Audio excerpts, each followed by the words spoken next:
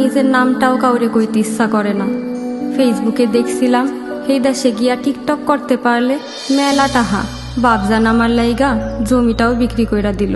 মারে, অল্প বয়সে পরে বিয়া দিয়া আমি যেই ভুলটা করছি, বিদেশে গিয়া তুই ভালো থাকিস।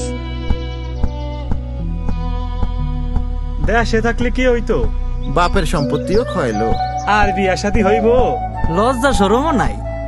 আমার সাথে যা যা হইছে তার জন্য কি আমিই দায়ী?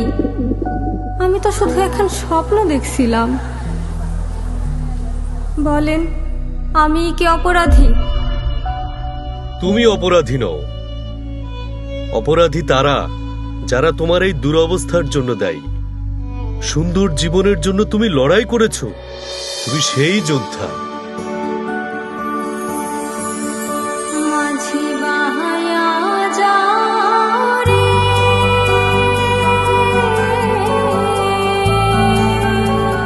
আমি জীবন যুদ্ধে হারি নাই, বরং জিতে আসছি।